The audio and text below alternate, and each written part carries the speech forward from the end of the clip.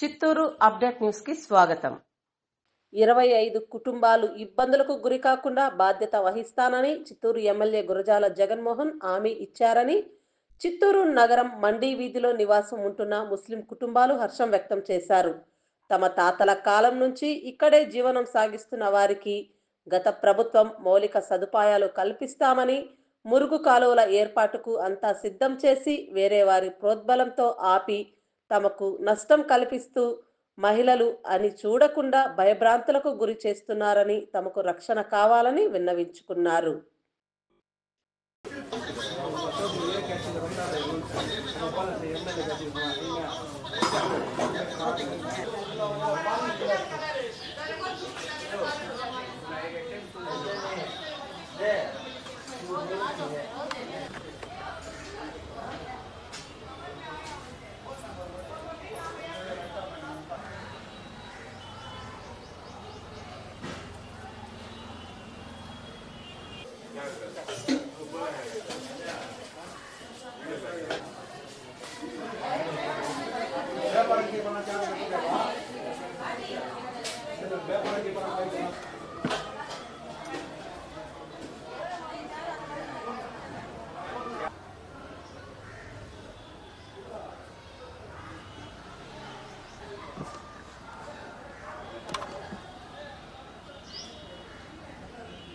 నా పేరు ఆరిఫా. మేము మండీ వీధిలో ఉన్నాము. మేము ఇక్కడ దర్గా దగ్గర ఉన్నాము. మేము అందరూ ఇక్కడ 25 మంది కాపురస్తులు ఉన్నారు. మా పూర్వీకుల నుండి దర్గాను మేము సేవ చేసుకొని ఉన్నాము. కానీ ఇప్పుడు మాకు చాలా సమస్యలు వస్తున్నాయి. వైఎస్ఆర్పీ పార్టీ అప్పుడు మాకు కాలువలంతా తవ్వినారు. అక్కడి నుంచి ఇక్కడ దాకా అంతా తవ్వినారు. అంతా తవ్వేసిన తర్వాత మళ్ళీ మూసేసినారు. అఫ్జల్ ఖాన్ అనే వ్యక్తి ఆ పని చేయించినాడనేసి మేము చెప్తున్నాము. మున్సిపల్ ఆఫీస్ కూడా వెళ్ళాం. మేము అక్కడికి వెళ్ళి చెప్పినాం. మేము అంతా చెప్తే అక్కడి నుంచి వచ్చేలోగా అంతా మూసేసినారు. మేము చాలా సఫర్ అవుతున్నాము ఆయన వల్ల. మేము ఇంటి దగ్గర పనులు చేసుకుంటా ఉంటే మగవాళ్ళు లేని సమయంలో బయట వచ్చి ఫోటోలు పట్టేది, ఇలాంటి పనులంతా చేస్తున్నారు. మేము చాలా సఫర్ అవుతున్నాము.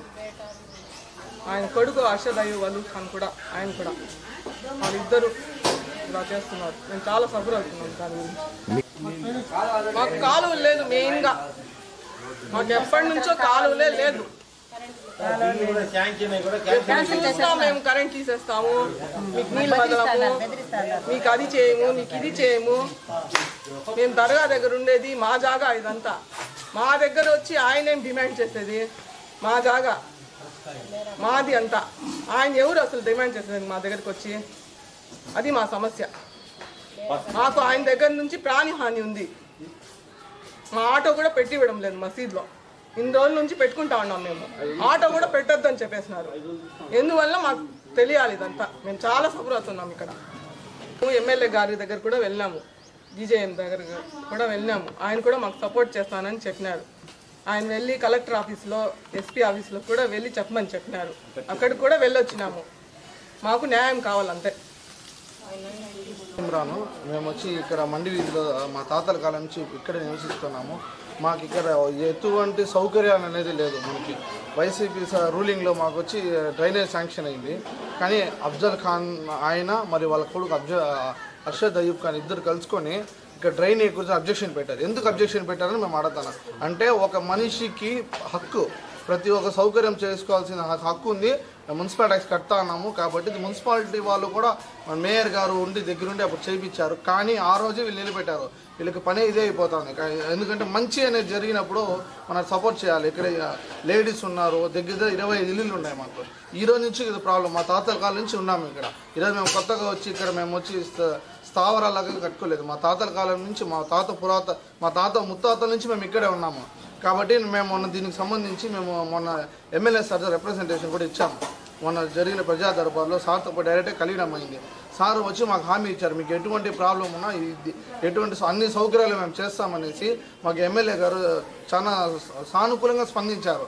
దీని గురించి మేము ఎమ్మెల్యే గారు ధన్యవాదాలు చెప్తున్నాం. ఏ ఎమ్మెల్యే మాకు ఇంతవరకు అట్లా స్పందించలేదు. ఈరోజు ఆ ఎమ్మెల్యే సార్ వల్లే మేము సంతోషంగా ఉన్నాం. దీనికి మళ్ళీ ప్రతిసారి వీళ్ళు అర్షద్ మాకు ధైర్యం నింపారు ఈరోజు. ఎందుకంటే మాకు ఇక్కడ మీరు వచ్చి చూశారంటే ఒక్కటంటే ఒకటి కనీస సౌకర్యాలు లేదు. ఇది చిత్తూరు నడిబొడ్డ లేదన్నా బయట ఏదైనా స్లమ్ ఏరియా అన్న తెలియని రేంజ్లో ఉంది ఇక్కడ.